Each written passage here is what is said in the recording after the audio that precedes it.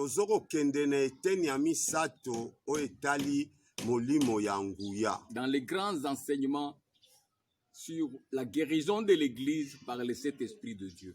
Na mateya minene o ezokolandama na lobiko ya eklesia na milimo sambo ya Nzambe. La fois passée, je parlais de l'esprit de puissance qui nous donne l'assurance sur toutes les stratégies des diables. Mbala elekaki nalobelaki bino pona molimo ya nguya o ezokopesa biso molende na momekano nyonso mayele nyonso ya mabe ya zabo. Les stratégies diaboliques qui se résument dans la ruse, le péché et la mort. Mayele mabe oyo ezali kosangisama na kati ya mayele mabe na masumu pe liwa. Les exemples font légion dans la Bible. Ba malakisi eza ebele kati na Biblia. J'ai choisi l'exemple de Paul avec la femme qui avait l'esprit de Python pour démontrer la ruse du diable qui veut s'infiltrer parmi les enfants de Dieu. Nalakisaki bino na emoniseli ya Polo na pona mwasi oyo azalaki na molimo ya nyoka oyo alingaki kosangisa asangana na basali na Nzambe po alakisa ke baza lokola na bomoko. Satan aussi se déguise en ange de lumière, comme ses serviteurs se déguisent aussi en ange de lumière pour essayer de se confondre avec les serviteurs authentiques de Christ. Satana pe ami bombaka lokola ye pa zali mwange ya pole pe basali na ye pe mingi lelo bakomi bomba lokola bango pe baza basali ya solo po bazala elongo na basali na Nzambe oyo ya solo. Et puis j'ai parlé maintenant de la puissance, l'esprit de puissance qui nous donne une assurance sur le pardon qu'octroie le Seigneur à ceux qui le reçoivent. Na yebisaki bino lisusu pona molimo ya donc molimo oyo ya nguya oyo ezokopesa biso molende ya kozala na elikya ke bolimbisi na Nzambe eza liboso na biso. Aujourd'hui, le monde compte des milliers d'églises, des milliers de serviteurs, mais le pardon du péché n'est pas prêché. Na lelo yo na kati na mokili mobimba etondi na etuluku ya basakoli na Nzambe etuluku ya basali na Nzambe me mateya pona bolimbisi eza koteya mate. Alors que c'est même le fondement de la venue du Christ. Bongo yango nde ezali liboko ya bozongi na Kristo. Pour que par son sang, les gens puissent recevoir l'expiation de péché, le pardon de péché. Pote na kati na makila na ye bato bakoka kozwa bolimbisami ya masumu. L'agneau de Dieu qui ôte le péché du monde. Mwana ya pate na kolo oyo azokolongola masumu ya mokili. J'ai démontré comment, en guérissant le paralytique, le plus grand objectif, c'était que tout l'entourage, les scribes, les pharisiens et toutes les dénominations puissent donner l'assurance à tout le monde que le pardon de péché se trouve en Christ. Donc, yango na lakisaki bino ke na kobikisa mokakatani ezalaki pona kolakisa na bato banganga Nzambe munene bafarisayo bato ya mikanda ke lobiko ekoki kopesama na bato nyonso na kombo na Yesu Christ. Oui, les miracles nous accompagnent, mais l'esprit de puissance nous défense. Solo bikamwa ezokokende na biso liboso me molimo ya nguya yango ezokokende liboso na biso. Pour dire que les puissances, les guérisons, ce n'est pas ça. Non, pardon, la guérison, hein, les miracles, ce n'est pas ça la puissance de Dieu. Pote koyebisa ke lobiko pe babikamwa yango kaka tende nguya na Nzambe. C'est une manifestation Yango ezali emoniseli qui découle de la puissance de Dieu. oyo ezowuta na nguya na Nzambe. Et l'esprit de puissance maintenant Me molimo ya nguya nous donne l'assurance ezokotia biso pesa biso elikia d'œuvrer avec un objectif du pardon des péchés. tosala na kati na elikia ke bolimbisi ya masumu ezali. Plusieurs hommes de Dieu ont jeté au loin dans leur sermon la prédication sur le pardon du péché. Basali mingi ya Nzambe babwaki mosika likambo ya bolimbisi ya Ils masumu. prêchent maintenant un évangile sans puissance. Bazoteya sango malamu oyo ezangi nguya. Les guérisons en manifestation, ce n'est pas une puissance, ça. Ce sont des dons spirituels. Lobiko pe baba oyo biloko ezomonana ezali nguya kaka te, eza nango kaka bilembo ya La molimo. puissance détruit le péché. Nguya ebebisaka masumu. C'est le péché qui sépare l'homme de Dieu.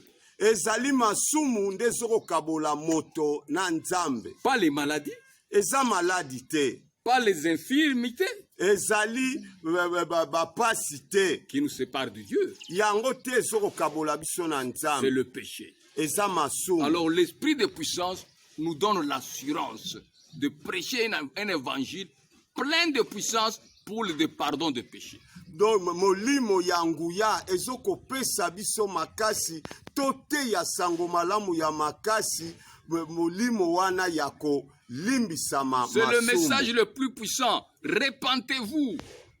Yango nde ezali sango malamu oyo eleki monene bobongola mitema. Jésus a prêché, repentez-vous, le royaume de Dieu est proche. Yesu ateyaki bobongola mitema po bokonzi na Les Nzambe komi apôtres ont pembeni. prêché, repentez-vous, le royaume de Dieu est proche, il n'est pas très loin. Batoma pe bateyaki bobongola mitema po te bokonzi na Nzambe ebelemi eza mosusu Tous les mosika grands te. hommes de la Bible ont prêché par le premier verset, repentez-vous pour l'obtention du pardon des péchés. Bato nyonso monene ya Biblia bateyaki bobongola mitema po te bolimbisi ya masumu na bino Le grand esalema. discours de Pierre après la Pentecôte Liloba monene ya Petrelo sima ya mokolo ya Pentekote pour répondre à l'inquiétude de la foule,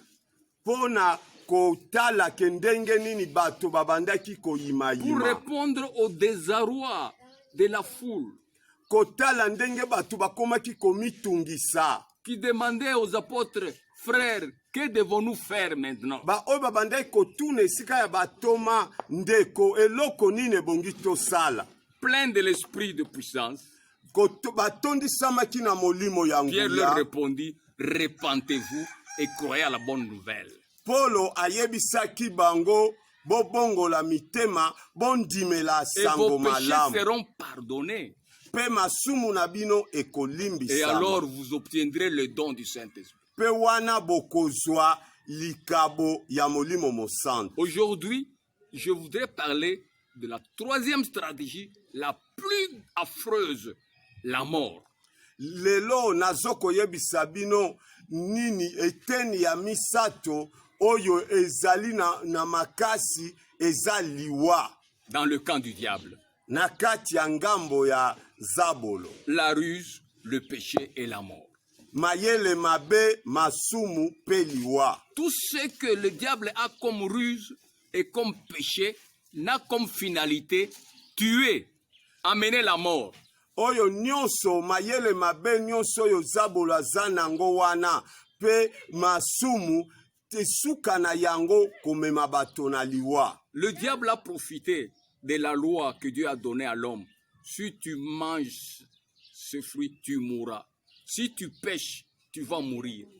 Zabolo yalingaki kosala pona likambo oyo bato basalaki na kati na elanga ya Eden oyo bayebisaki moto ke soki olembuma oyo okokufa soki osali lisumu okokufa. La loi n'était pas mauvaise du tout. Mibeko ezalaki mabe te. Mais le diable, par la ruse, a compris que le simple moyen de tuer les gens, c'est de les amener au péché.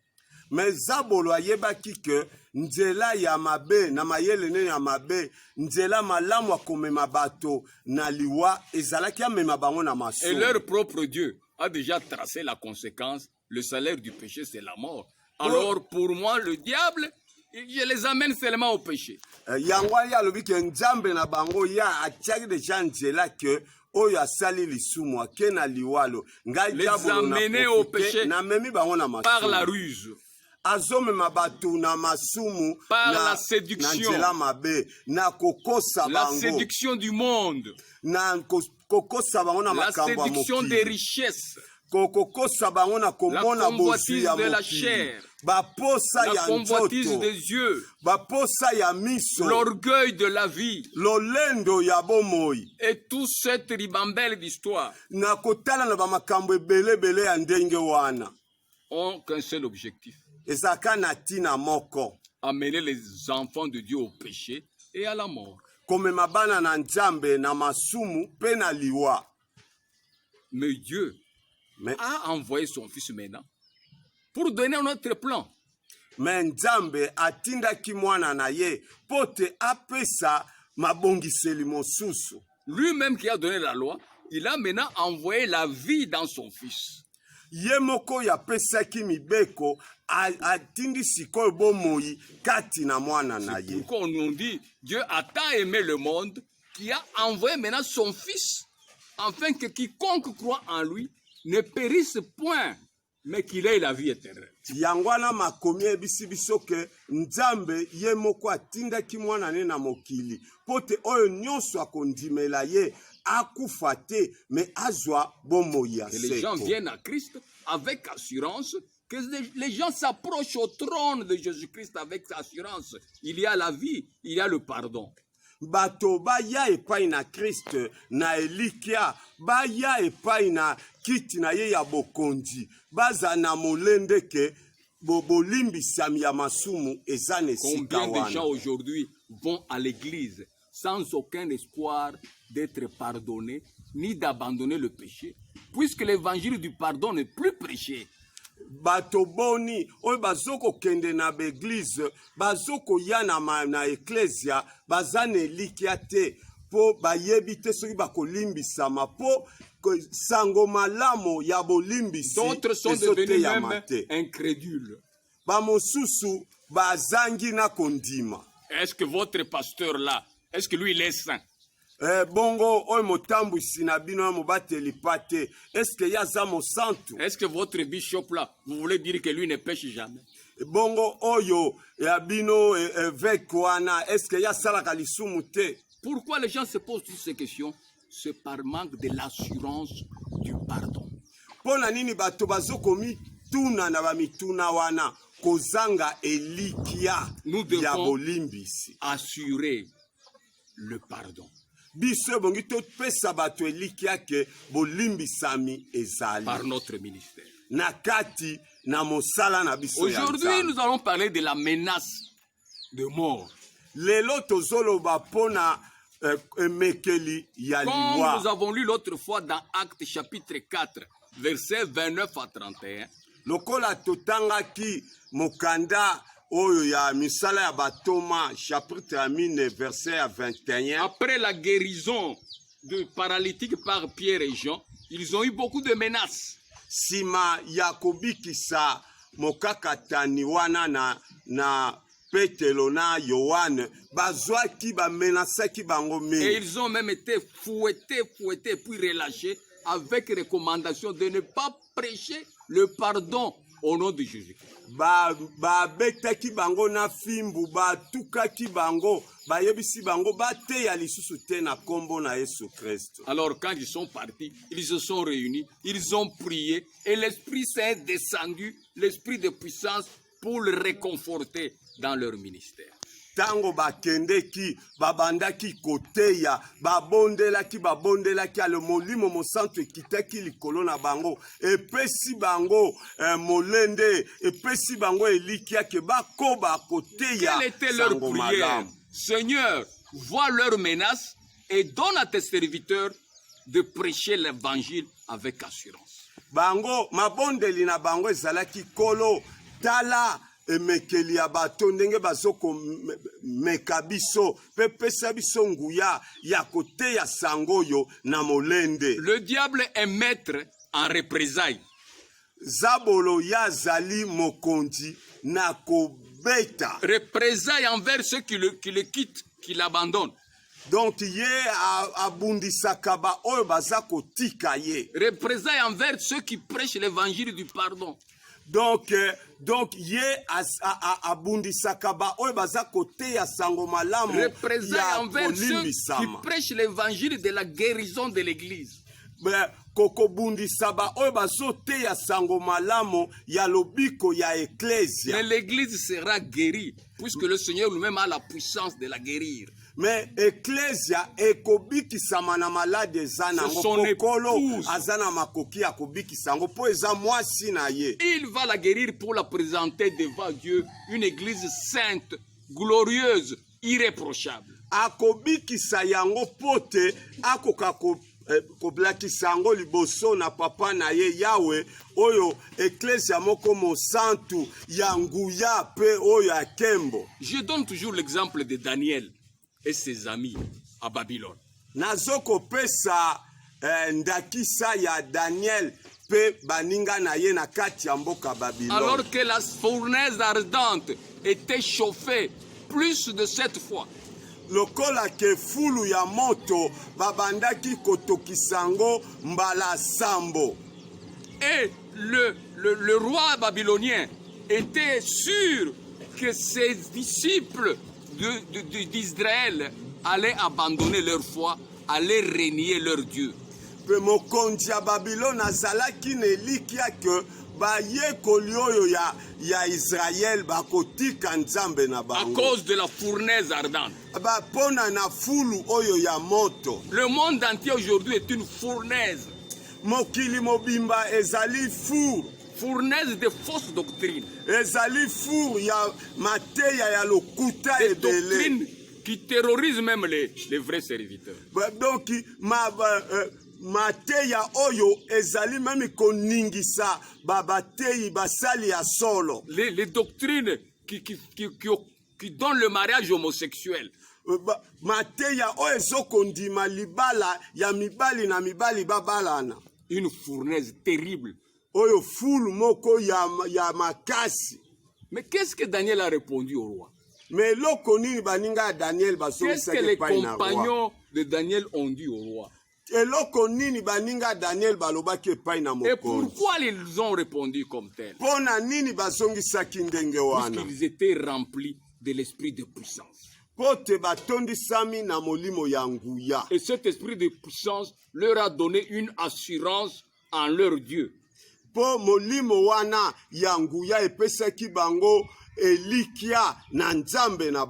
La foi, la guérison et les miracles, ce sont des dons de puissance. Kondima lobiko pe bikamwa ezali nyonso bilembo ya nguya. Et ces dons de puissance sont sous la supervision de l'esprit de puissance. Pe milimo wana ya nguya ezali na se ya molimo ya nguya. L'esprit de puissance, je vous ai dit, il nous précède. Molimo ya nguya ekendeke liboso na biso.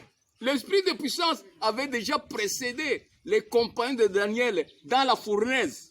Molimo ya nguya ekendeki déjà liboso na baninga ya Daniel na kati na fulu ya moto. Alors que le roi et tout son entourage étaient en train de menacer, de chauffer, de surchauffer la fournaise, mais l'esprit de puissance était dans la fournaise. Ngonga wana mokonzi bato na ye babandaki deja komenase kotelemela basali na nzambe molimo ya nguya ezalaki deja na kati. Ils ont répondu au roi, nous n'avons pas besoin de te répondre là-dessus. Yango wana bango bazongisaki o mokonzi biso toza na eloko ya kozongisela yo wana te. Nous n'avons pas besoin de te répondre sur ce sujet. Biso toza na moyen ya kozongisela yo na likambo oyo te. Car le Dieu que nous servons est capable de nous sauver de cette fournaise ardente. Pote nzambe oyo biso tozo kobondela aza na makoki ya kobikisa biso na kati ya fulu ya moto wana. Yango nde pesi biso elikia ya malamu. Si c'était moi et toi aujourd'hui, quelle serait notre prière? Soki ezalaki yo na ngai lelo mabondeli na biso elingaki kozala nini? Oh Seigneur, enlève vite éteins cette fournaise. Tobo kolo boma fulu ya moto oyo. Oh Seigneur, interviens vite. On veut nous jeter dans la fournaise. Envoie les anges pour nous arracher de la fournaise. Yo oh kolo tala baninga bwaka biso na moto tinda banji na yo pote to bwaka na moto te. Quelle est notre prière nous à ce jour? Ya elingaki kozala nde mabondeli na biso na mokolo wana. Seigneur, viens vite empêcher qu'on nous jette dans la fournaise. O akolo yaka noki pekisa babwaka biso na kati ya fulu ya moto. Et quand vous empêchez que la volonté de Dieu se fasse, tango yozo pekisa ke mokano na nzambe salema à travers mabondeli na yo. Comment est-ce que la gloire de Dieu va exploser? Ndenge nini kembo na nzambe ekomonana na bato. Mais nos compagnons là avaient de l'assurance et ils étaient prêts. Ils disaient même au roi, faites vite, jetez-nous là dans la fournaise, puisqu'il y a quelqu'un qui nous a devancé déjà là. Bango babisaki roi yo sala nyonso. Kamata biso no kibwaka biso kuna na moto po mutu déjà saké liboso. Nous sommes en lui, lui il est en nous, alors nous n'avons pas besoin de te répondre là-dessus. Biso toza kati na ye ya zakati na biso. Biso toza na moyen ya yanola yo te sikawana. Combien de femmes aujourd'hui sont tremblantes dans le foyer puisqu'ils ont fait 2-3 ans sans avoir de bébé et leur prière a changé.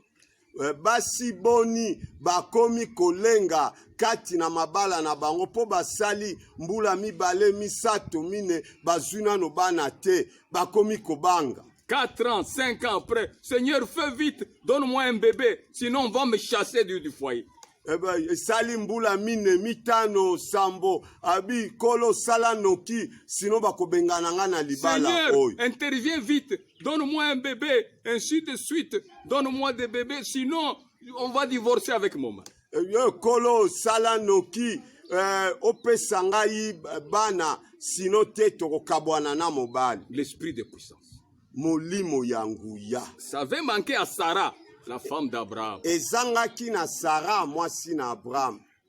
À 12 ans, il a dit à son mari, en tout cas, tu continues à avoir la foi encore en ton Dieu. Alobi sima ya bambulu ana alobi yo zoko ndimela ka nzambe no wana. Prends ma servante. Zwa moumbu nanga mwasi. Prends ma servante. Zwa moumbu nanga mwasi. Elle te donnera la progéniture.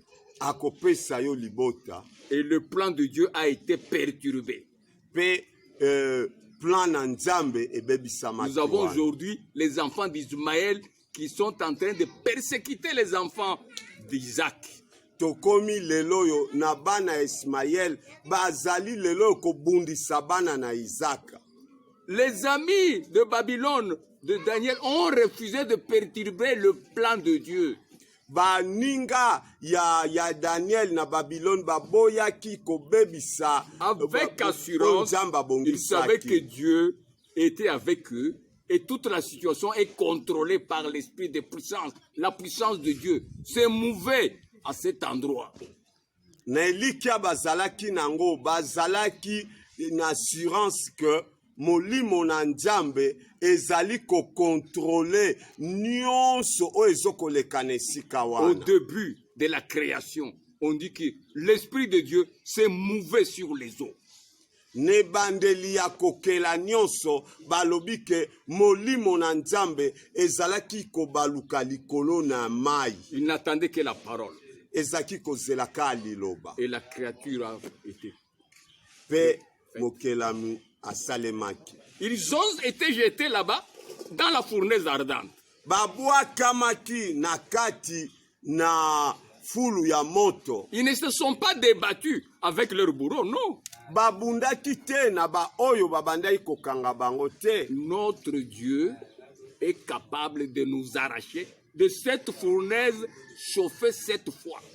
Nzambe na biso azana makoki ya kobimisa biso na kati na fulu oyo bapelisi yango mbala sambo. Notre Dieu est capable de nous arracher de la fournaise ardente qui fait trembler le monde entier aujourd'hui. Nzambe na biso azana makoki ya kobimisa biso kati na fulu ya moto oyo ezokoningisa mokili mobimba lelo. Notre Dieu est capable de nous délivrer de la main de Satan, le prince de ténèbres, le prince de la mort. Il a englouti la mort donc par sa résurrection. La tombe n'était pas capable de retenir Jésus-Christ. Donc la mort ne peut pas retenir la vie. Liwa ekoki kokanga bomoi te. Il est sorti. Abimaki na kati na. Et nous avons reçu l'esprit de résurrection. Wana tozwaki molimo ya l'esprit de vie. Molimo ya bomoi. L'esprit de puissance nous rassure devant les menaces de la mort. Molimo ya nguya eza kopesa biso elikia. Plusieurs personnes aujourd'hui. Momekano ya liwa. Plusieurs personnes ont changé l'évangile à cause des menaces. Bato mingi babongolisi sango malamo pona momekano ya liwa. Mort par la faim. Kokufa pona liwa, pona njala, pona bozangi. C'est pourquoi ils ont créé un faux évangile de prospérité. Yango wana bimisi sango malamu moko ya bozwi. L'évangile de Jésus-Christ est pur. Sango malamu ya Yesu Kristo eza petwa. Il ne se mélange avec aucun autre évangile. Esanganaka na sango malamu mosusu te. C'est l'évangile du pardon.